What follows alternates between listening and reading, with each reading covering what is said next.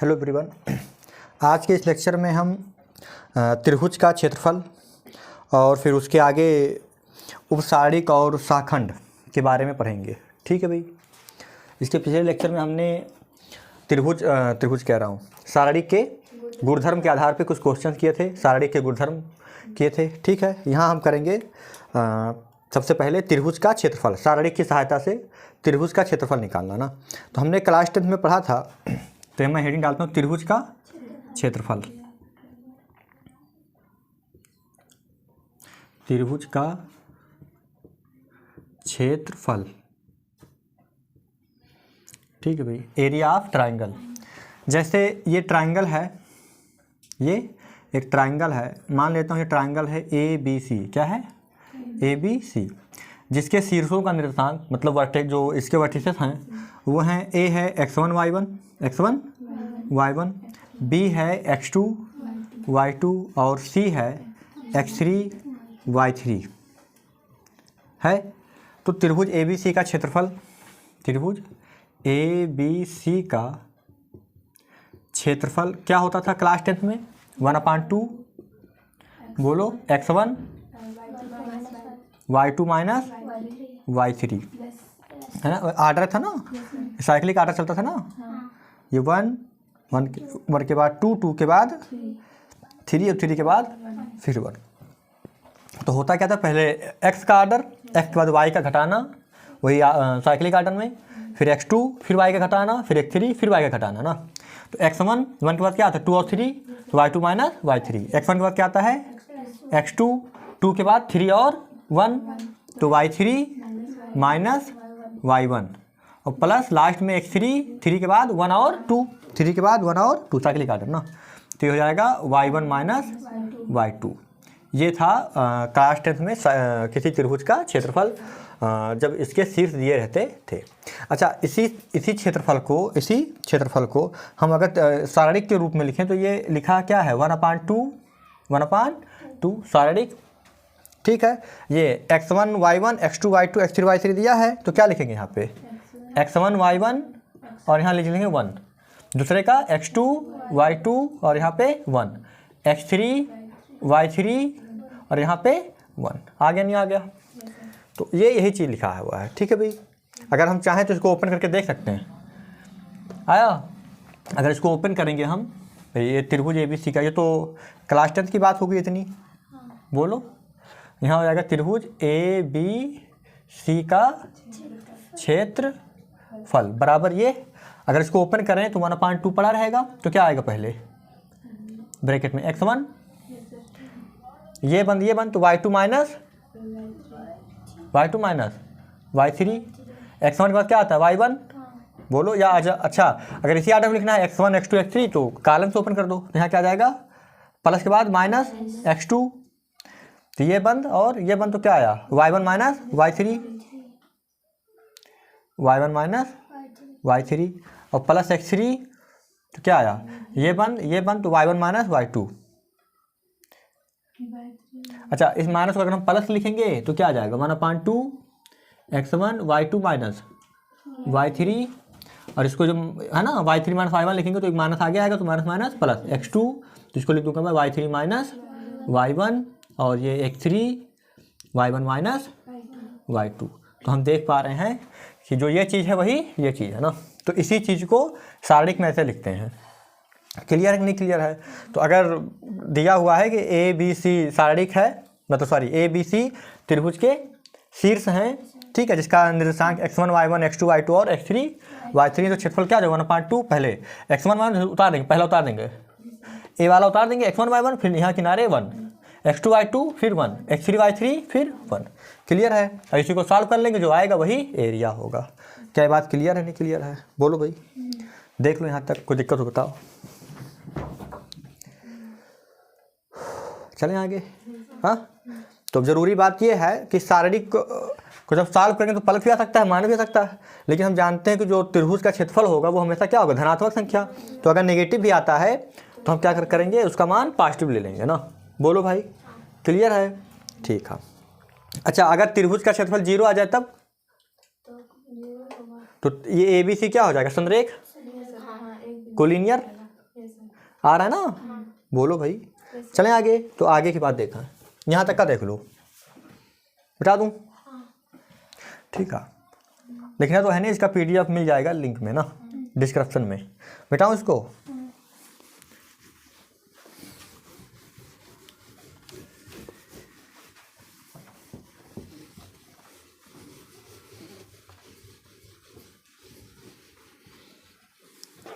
तो यहाँ से दो बातें हैं, ठीक है।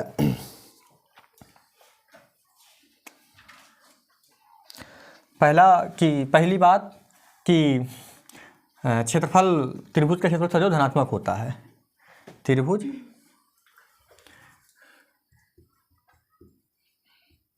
यहाँ त्रिभुज की बात, तो त्रिभुज कर रहा हूँ, त्रिभुज का क्षेत्रफल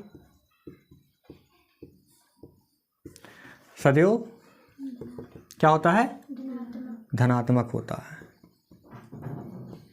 मतलब अगर सारणिक का मान निगेटिव आएगा तो उसको हम पॉजिटिव ले लेंगे। मान लो सारणिक सॉल्व करने पे आ गया एरिया -2, तो लिखेंगे कि चूंकि क्षेत्रफल निगेटिव नहीं होता अतः क्षेत्रफल बराबर 2, है ना? वर्ग इकाई अगर यूनिट नहीं दिया है तो। ठीक है भाई, बातचीत। बोलो। अच्छा, दूसरी बात,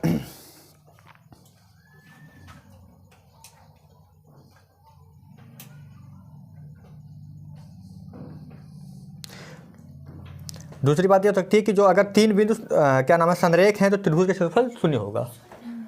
दूसरी बात यह है कि यदि 3 बिंदु, इस पर क्वेश्चन बन सकता है, यदि 3 बिंदु क्या है? संरेख हैं,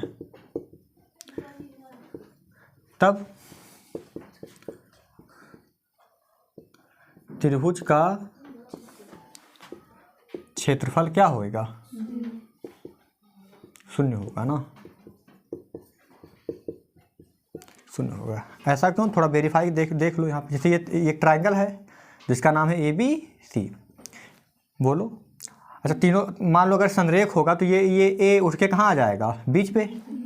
तो ये हो जाएगा, यहाँ आ जाएगा ना किनारे नीचे, तो ये हो जाएगा BAC। तो जो ये हाइट है, ये हाइट क्या हो जाएगी? 0। और त्रिभुज का जो क्षेत्रफल होता है, त्रिभुज ABC का क्षेत्रफल बराबर 1/2, है ना? 1/2 आधार गुणे ऊंचाई। तो आधार तो चलो BC है, लेकिन ऊंचाई क्या हो गया? पहले ऊंचाई था कुछ, लेकिन जब ये उठ के यहाँ आ गया तो ऊंचाई क्या होगा? 0। तो 1/2 यहाँ हो जाएगा आधार, यहाँ हो जाएगा ऊंचाई 0, तो कितना आ जाएगा? 0 आया। तो जब संरेख होता है तो जो हाइट होती है नीचे आ जाती है ना, तो 0 जाता, तो इसलिए क्षेत्रफल क्या हो जाएगा? 0। ठीक है। अच्छा, तो अगर त्रिभुज का क्षेत्रफल क्या होता है? सदैव धनात्मक होता है। क्या होता है? धनात्मक। ठीक है। तो अगर क्षेत्रफल दिया हुआ है तो गणना के लिए सारणिक का मान है, सारणिक का मान धनात्मक और ऋणात्मक दोनों का प्रयोग किया जा सकता है, किया जाएगा ना। अगर क्षेत्रफल दिया हुआ है तो सारणिक का मान प्लस भी हो सकता है और कुछ भी हो सकता है ना। आया नहीं आया? क्योंकि प्लस, सारणिक का मान प्लस है तब भी क्षेत्रफल प्लस, और माइनस है तब भी प्लस। क्योंकि समझे मेरी बात, ये सारणिक है। ये क्या होता है? सारणिक। तो क्षेत्रफल में क्या लेते हैं? इधर देखें, क्षेत्रफल के लिए क्या लेते हैं? सारणिक का निरपेक्ष मान है। ये सारणिक है। यहाँ पे ये जो लगाया हूँ ये मॉड है। क्या है ये? मॉड सारणिक। मॉड सारणिक। सारणिक तो सारणिक किसके लिए? डेल्टा से। Mod delta. Mod delta. तो डेल्टा पॉजिटिव तब भी क्षेत्रफल पॉजिटिव, डेल्टा नेगेटिव तब भी। आया नहीं आया? बोलो ना भाई।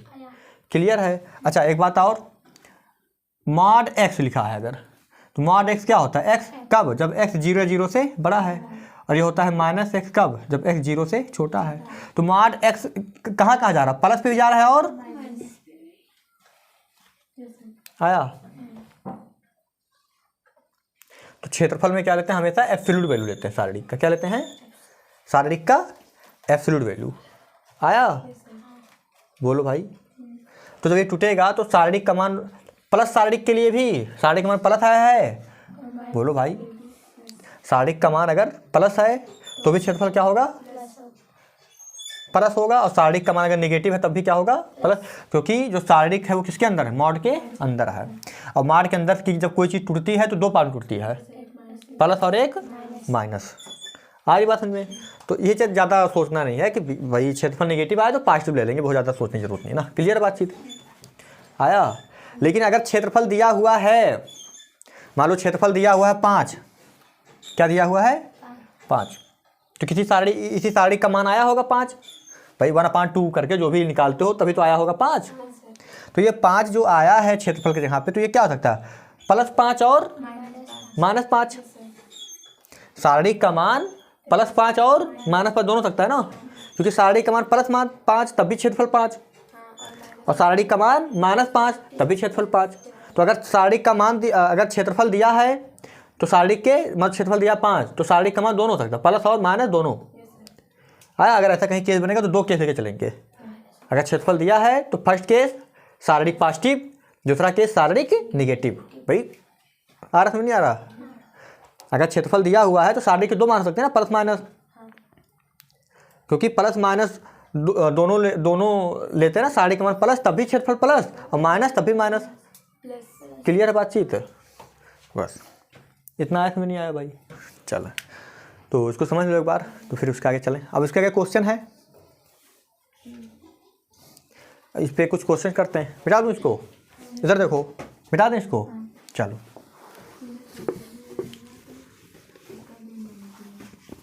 क्लास 11 में माड फंक्शन पढ़ाया होगा, माड एक्स।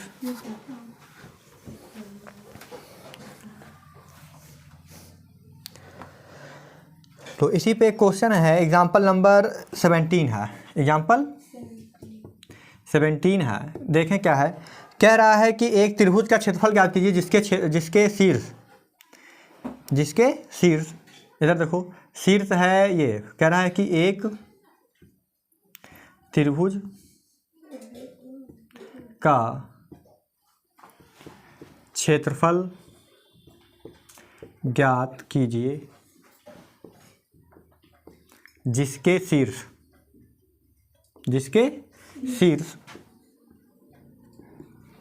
एक दिया हुआ है 3,8, दूसरा है -4,2, और एक क्या है लास्ट में 5,1 है। क्लियर है बातचीत? बोलो ना भाई। चलें आगे, तो हम लिखेंगे हल। क्या लिखेंगे? हल।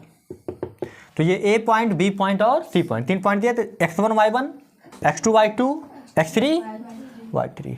ठीक है, बोलो ना भाई। तो हमने कहा ये तो डायरेक्ट लगा लो, या ऐसे लिख लो पहले कि हम जानते हैं त्रिभुज का क्षेत्रफल बराबर, या ऐसे कि चूंकि त्रिभुज, ऐसे फार्मूला लिख लो, त्रिभुज का क्षेत्रफल बराबर 1/2, यहाँ x1 y1 और यहाँ पे क्या हो जाएगा 1, x2 y2 1, x3 y3 1। ये मैंने बता दिया एग्जामिनर को कि फार्मूला होता है। बता दो यहाँ पे x1 y1 क्या है, उस त्रिभुज का शीर्ष है, x2 y2 दूसरा शीर्ष है, x3 y3 तीसरा शीर्ष है। ठीक है, बता दो यहाँ मतलब इस क्वेश्चन में जो x1 है वो क्या है 3, बोलो x2 क्या है -4, या ऐसे लिख लो x1 क्या है 3, y1 क्या है 8, x2 क्या है -4, y2 क्या है 2, x3 क्या है 5, y3 क्या है 1। ये लिख दो, ये फार्मूला ये यहाँ पे है। तब त्रिभुज में आदत नहीं है ना, त्रिभुज का क्षेत्रफल 1/2, बोलो x1 क्या है यहाँ, x1 वैसे 3 8 1 -4 2 1 1 फिक्स है, और ये 5 1 और 1। अब इसी को सॉल्व कर लें तो आ गया आंसर। तो यहाँ तक का देख लो एक बार, हो गया? हाँ, आया समझ में? देख लिया। चलें आगे, तो ऊपर का मिटा दे रहा हूँ मैं।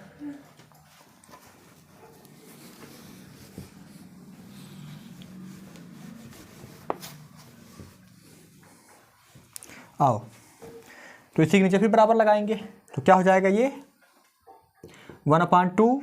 आओ 3 से ऊपर करते हैं, 1/2 इसको ब्रैकेट बना लेते हैं ना, 1/2 सभी में कॉमन होगा ना, तो बड़े ब्रैकेट में मैंने लिया 3 तो ये बंद तो 2 माइनस 1 +3 फिर -8 क्या लिया -8 लिया प्लस माइनस ये बंद तो -4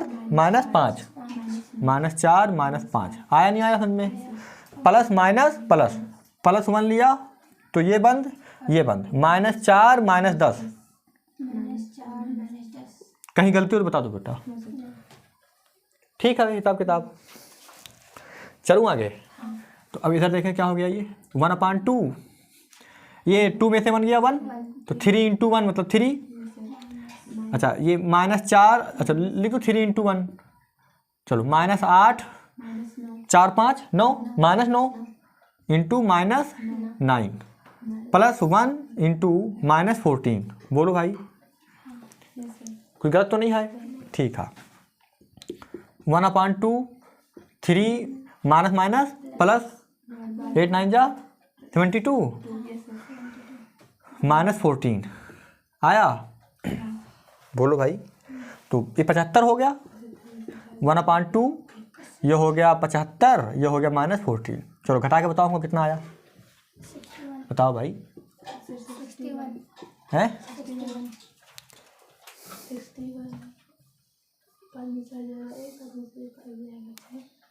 कितना आया 61 है ना। अरे 61 60 मान लो 61 है तो 60 और 10 70 71 चाहे 75 सही है ना। तो 61/2 तो ये आ जाएगा 61/2 वर्ग इकाई क्योंकि जो मात्रक नहीं दिया है तो वर्ग इकाई लिख दो या वर्ग मात्रक लिख दो। क्या लिख दो वर्ग इकाई या वर्ग मात्रक, यही तुम्हारा क्या हो गया आंसर हो गया ना। तो इसको मिटा दे रहा हूँ। ठीक है यहाँ तक हो गया। अब देख लो यहाँ तक, अगर कोई दिक्कत हो तो पूछ लो। चलें आगे। तो ऐसे ही नॉर्मली सॉल्व करना है। ठीक है तो इसको मिटाता हूँ मैं।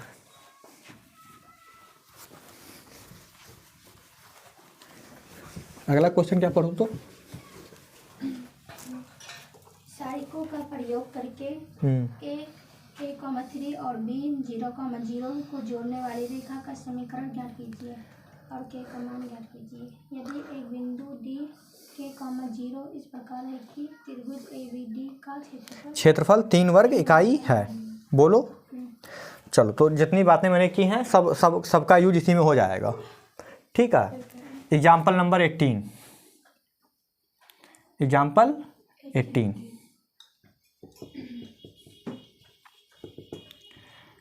18 कह रहा है सारणिकों का प्रयोग करके a1, 3 और b 0,0 को जोड़ने वाली रेखा का समीकरण ज्ञात कीजिए। तो हमको सारणिक का प्रयोग करके क्या करना है a1, 3 और b 0,0 को जोड़ने वाली रेखा का क्या निकालना है समीकरण निकालना है।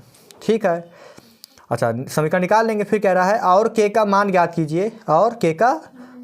कीजिए यदि एक बिंदु d k, 0 इस प्रकार है कि त्रिभुज ABD का क्षेत्रफल 3 वर्ग इकाई है। तो ये तो सेकंड बात हो गई ना।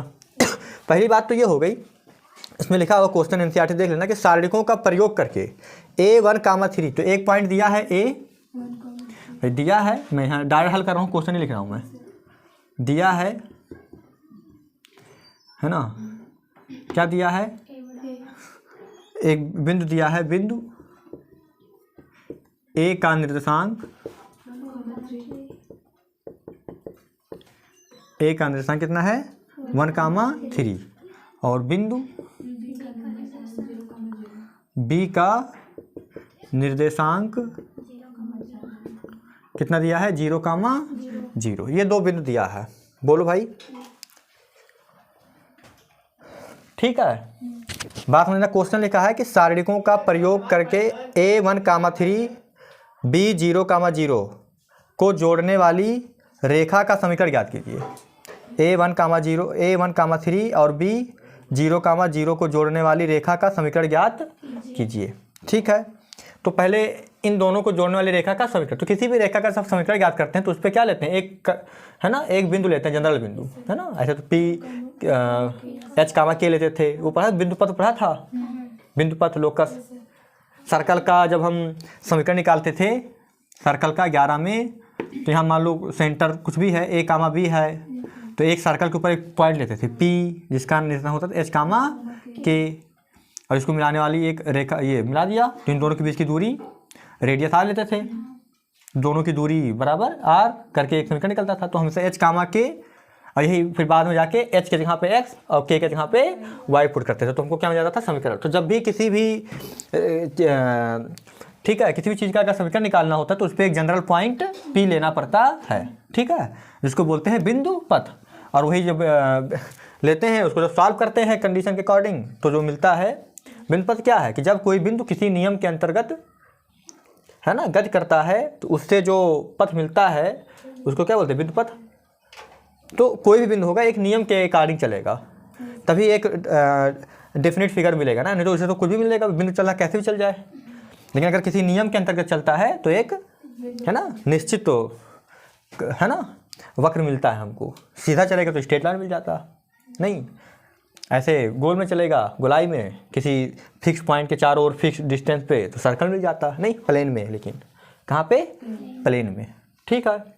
तो ये सारी बातें हो गई ना। तो एक बात तो जनरल तय है कि जब भी किसी का समीकरण निकालना हो तो उस पर कोई ना कोई बिंदु लेना पड़ता है। तो ये ए बी है, तो ए बी का अगर हमें समीकरण निकालना है तो ए बी के ऊपर एक बिंदु हमको लेना पड़ेगा जिसका मान है पी, और इसका निर्देशांक हमको नहीं पता है, तो मान लेंगे एक्स कामा वाई है। बोलो भाई। तो अब तुम देखोगे बेटा कि ये अगर ए बी के ऊपर कोई पॉइंट पी है, ए बी के ऊपर कोई पॉइंट, तो ए पी बी तो एक लाइन में हो जाएंगे, और जब एक लाइन में हो जाएंगे तो इसका क्षेत्रफल क्या हो जाएगा, 0 के बराबर कर देंगे, सॉल्व कर देंगे तो एक्स वाई में एक संबंध आ जाएगा। तो हम क्या कहेंगे कि माना ए बी पर कोई बिंदु पी एक्स कामा वाई है। अगर एच कामा के मानोगे तो बाद में एच को एक्स और वाई को के को वाई रखना पड़ेगा, तो मैं डायरेक्ट एक्स वाई मानता हूँ ना। मैंने कहा माना, समझे मेरी बात को, माना ए बी पर कोई बिंदु पी एक्स कामा वाई है। क्यों माना, ये पता चला माना क्यों एक्स कामा वाई, क्योंकि किसी के भी समीकरण को निकालने के लिए हमको एक पॉइंट चाहिए, वो चले, है ना, तभी तो बनेगा। चलो, तो मैंने कहा माना ए बी पर कोई बिंदु पी एक्स कामा वाई है, तब ए पी बी स्पष्ट है, तब स्पष्ट है, क्या स्पष्ट बताओ, स्पष्ट है कि बिंदु ये ए बिंदु ए कामा पी कामा बी क्या होंगे, संरेख होंगे कि नहीं होंगे। जब बाई बिंदु पी ए बी के ऊपर ही है तो संरेख नहीं होंगे, संरेख होंगे। अगर संरेख होंगे इसलिए त्रिभुज ए पी बी एक त्रिभुज होगा, होगा तो एक स्ट्रेट लाइन, लेकिन उसका क्षेत्रफल क्या होगा, त्रिभुज ए पी बी का क्षेत्रफल बराबर 0 होगा। नहीं, किसी भी त्रिभुज का क्षेत्रफल 0 है तो तीनों एक ही लाइन में होते हैं, तीनों ये है ना, तीनों पॉइंट एक ही लाइन में होते। क्लियर बातचीत। अगर ऐसा है तो इसका फार्मूला क्या होता है, 1/2 डिटर्मिनेंट। तो चलो ए का कोऑर्डिनेट क्या है, ए का क्या है बेटा 1 3 1, तो हो जाएगा 1 कामा 3, यहाँ पे हो जाएगा 1। बी का क्या है 0 0, अच्छा पी है पहले, क्या है पी, तो पी का क्या है एक्स वाई, तो हो जाएगा एक्स वाई 1 0 0 1। अगर तीनों 0 हो जाता तो ऑटोमेटिक 0 हो जाता है ना, क्योंकि किसी भी सारणिक में कोई एक रो अगर 0 हो जाए या कोई एक कॉलम 0 हो जाए तो पूरे सारणिक का मान 0 हो जाता है। तो इतना हो गया। अच्छा 1/2 तो नंबर है, तो ये चला जाएगा तो खत्म, तो 1/2 को मतलब है नहीं, तो नीचे बचेगा तुम्हारा 1 3 1 एक्स वाई 1 0 0 1 बराबर 0। अब तुम्हें सॉल्व करना है तो यहीं से ओपन कर दो, तो plus minus plus plus minus plus minus plus plus होगा, क्योंकि ये क्या है A33 पोजीशन, ए और A33 मतलब सम पोजीशन, 33 क्या है सम, और सम होता है तो प्लस, तो ये हो जाएगा 1 के अकॉर्डिंग जब ओपन यहाँ पे करता हूँ, 1 के अकॉर्डिंग ओपन करेंगे तो ये बंद और ये बंद, ये पूरा बंद, ये पूरा बंद, तो क्या हो जाएगा 1 इंटू वाई, तो वाई माइनस 3x बराबर जी। भाई इसको सॉल्व किया है ना, तो बराबर 0 तो आएगा ही, बराबर 0। तो ये हो गया y माइनस 3x बराबर 0, तो y बराबर 3x। तो ये एक क्या नाम है, लाइन आ गई ना, लाइन का समीकरण आ गया। अच्छा ये लाइन कहाँ से पास करेगी, वर्जिन से पास करेगी। कहाँ से पास करेगी, क्योंकि कोई कांस्टेंट नहीं जुड़ा है। अगर मान लो 3x + 2 होता तो वर्जिन से नहीं पास करता। कैसे चेक करते हैं, x बराबर 0 रखने पे अगर y बराबर 0 आ जाए तो वो लाइन कहाँ से जाती है, वर्जिन मतलब मूल बिंदु से जाती है। तो इस टाइप की लाइन होगी नहीं, जो जैसे y बराबर x की होती है ऐसे ही होती है ना। क्लियर है बातचीत। तो ये एक स्ट्रेट लाइन हमको मिल गया नहीं। ठीक है, अगली कहानी क्या है इसमें अगला कह रहा है कि k का मान ज्ञात करो यदि बिंदु d k, 0 इस प्रकार है कि ए बी डी का क्षेत्रफल 3 वर्ग इकाई है। तो ठीक है, d दिया है, a दिया है, b दिया है। बोलो भाई, पहले इतना देख लो, समझ लो पहले, उसके आगे फिर करता हूँ मैं।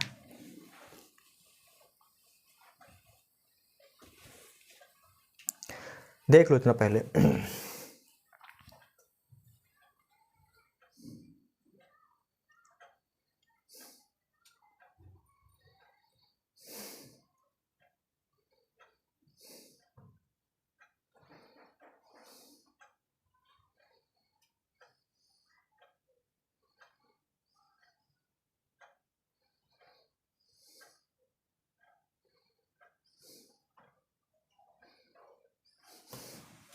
चलें आगे, मिटा दूँ इसको, चलें आगे। ये आया समझ नहीं आया, मिटा रहा हूँ इसको ना।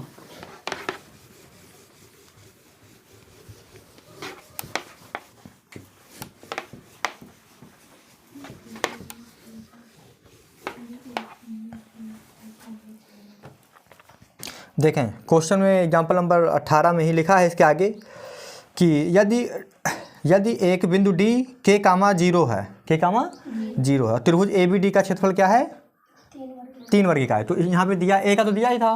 बोलो भाई, अब a और b का दिया था, यहाँ चूंकि D का निर्देशांक कितना दिया है, निर्देशांक दिया है, निर्देशांक k, 0 है।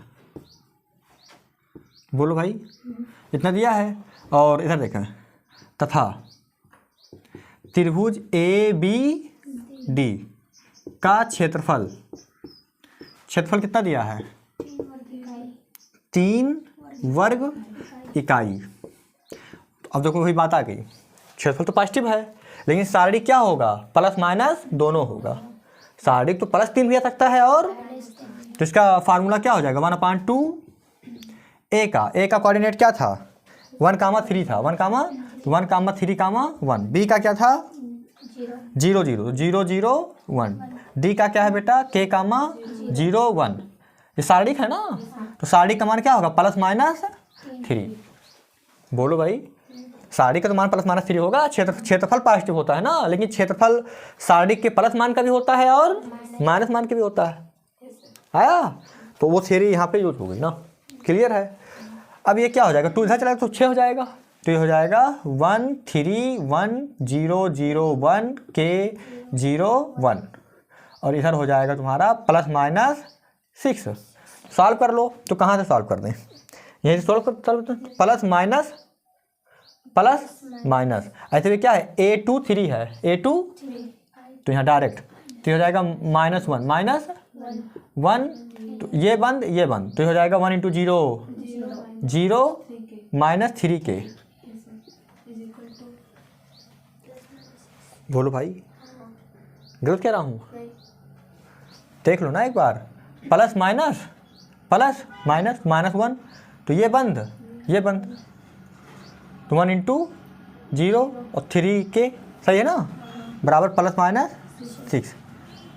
तो ये माइनस क्या हो गया, 3k बराबर +-6, तो k बराबर +-2 आया, k बराबर +-2। बोलो भाई,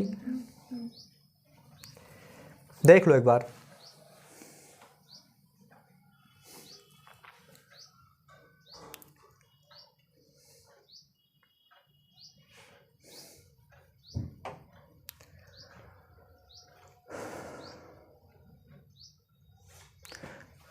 ये हो गया ना प्लस माइनस 2। अच्छा अगर यहाँ से सॉल्व करें तो प्लस माइनस प्लस, यहाँ से सॉल्व करें तब प्लस माइनस प्लस, यहाँ से 1 के लिए सॉल्व करें और फिर इसके लिए सॉल्व करें तो क्या आएगा, 1 के लिए करेंगे तो क्या आएगा, ये बंद तो 0 0, ऐसे ऐसे पहले कॉलम से देखना 1 के लिए तो क्या बंद, ये बंद तो 0 0 तो क्या आएगा 0 माइनस 0, प्लस माइनस खत्म कहानी, ये क्या है प्लस, फिर इंटू प्लस के तो क्या आया, ये बंद तो 3 क्या आया 3 आया ना, 3 माइनस 0 बराबर क्या आया प्लस माइनस 6, तो यहाँ से भी क्या आया 3 के बराबर आ रहा ना, कहीं से देख लो कोई दिक्कत नहीं है, कर लोगे नहीं कर लोगे भाई, बस ये हो गया। तो के का मान प्लस माइनस 2, प्लस 2 भी होगा के मान और या -2, ठीक है। तो ये तुम्हारा आंसर हो गया। कोई दिक्कत हो तो पहले देख लो, बताओ।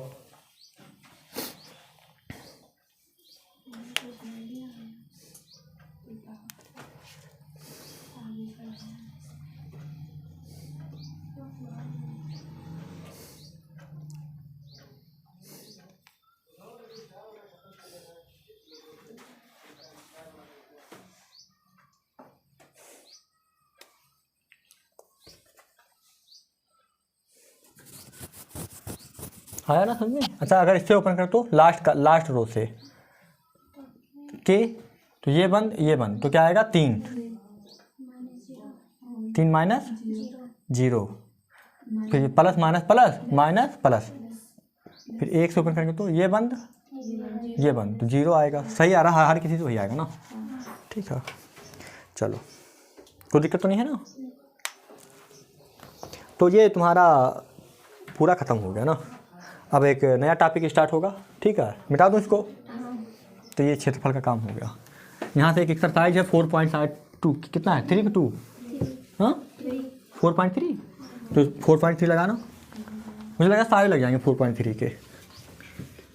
बोलो भाई, कोई दिक्कत होगा तो पूछ लेना, कोई दिक्कत होगी तो पूछ लेना ना। तो ये हो गया।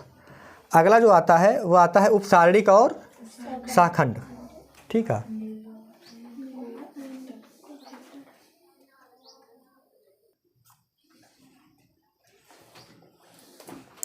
चलो देखो इधर, अब हमको पढ़ना है क्या, उपसारणिक।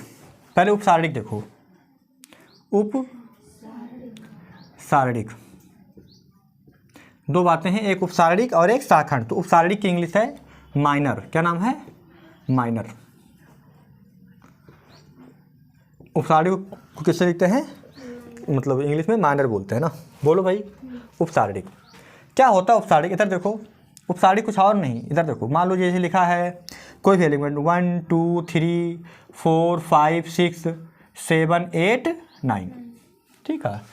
बोलो तो उपसारणिक क्या है। उपसारणिक किसी एलिमेंट का निकालते हैं, किसका निकालते हैं, किसी एलिमेंट का। जिस एलिमेंट का निकालो उसके सामने के रो और उसके नीचे के कॉलम को गायब कर दो, तो जो आता है वही उपसारणिक है। जैसे 1 का निकालना है उपसारणिक, तो 1 किस पोजीशन पे है, 1 पोजीशन पे है, किस पे है, तो ये हो जाएगा M11।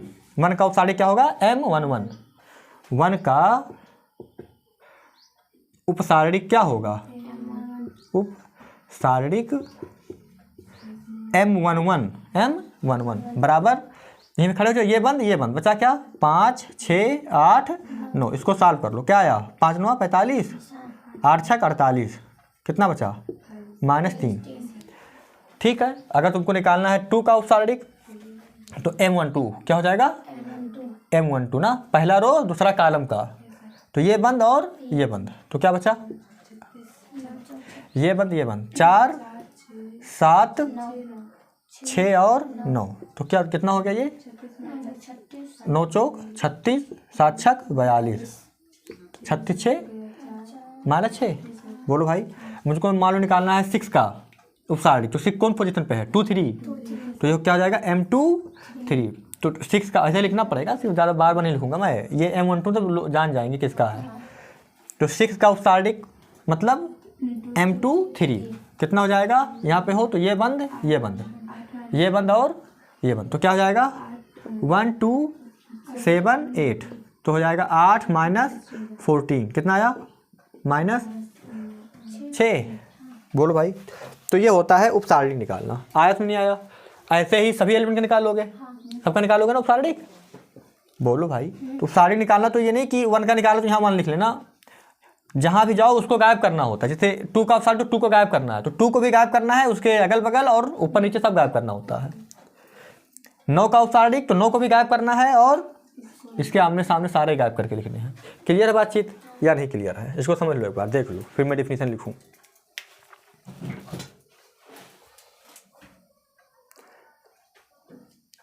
तो उपसारणिक भी एक प्रकार का क्या होता है? सारणिक होता है, जो प्रत्येक एलिमेंट के करस्पॉन्डिंग बनाया जाता है। ठीक है, ऐसे बनाया जाता है जैसे बनाया मैंने। यहाँ तक का कोई दिक्कत बताओ भाई? मिटाएं इसको? हाँ, मिटा दूँ? बोलो, पूछना है कुछ? तो एग्जाम्पल मैंने पहले कर दिया, अब मैं डेफिनेशन लिख दे रहा हूँ।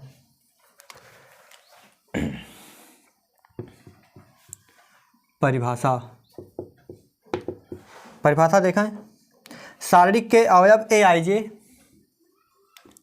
सारणिक के अवयव ए आई जे का उपसारणिक, ऐसा देखना, का उप मतलब किसी सारणिक के किसी एलिमेंट का उपसारणिक।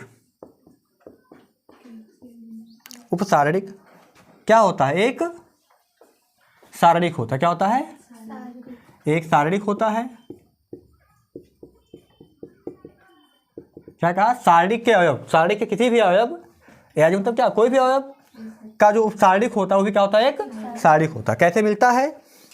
होता है जो, देखना कैसे मिलता है। जो आई है ना, तो आयुवी पंक्ति, आयुवी पंक्ति, वाह जे है ना, तो जेवा स्तंभ। बोलो, जहाँ खड़े रहते हैं उसकी पंक्ति और उसका स्तंभ, जेवा स्तंभ।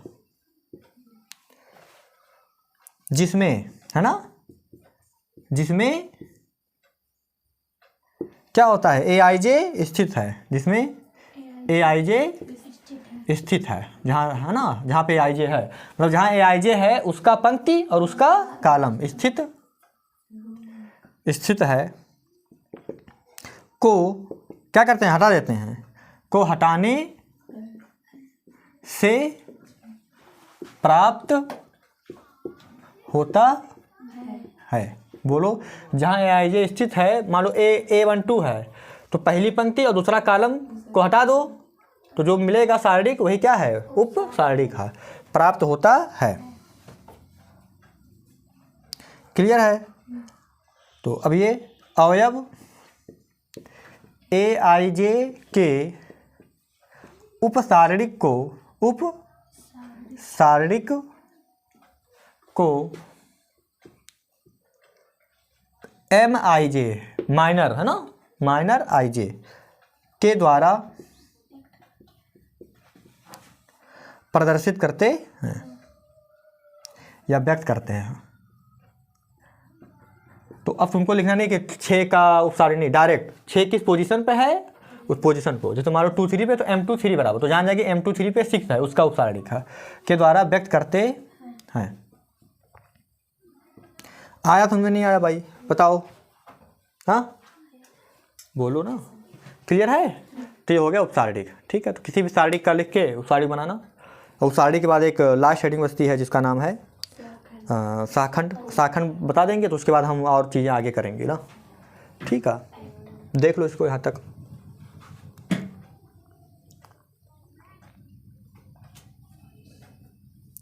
तो आज का लेक्चर यहाँ तक रहने दें। बोलो, जितना पढ़ाया उतना पढ़ो, जाके एक एक्सरसाइज हो गया। ठीक है भाई, तो इसके आगे अब हम कल करेंगे ना। ठीक है, ये 5 लेक्चर हो गए, तो मुझे लगता है कि मुश्किल से 2 या 3 लेक्चर और ना। ठीक है, 2 या 3 में ख़त्म हो जाएंगे। ठीक है, चलो ओके।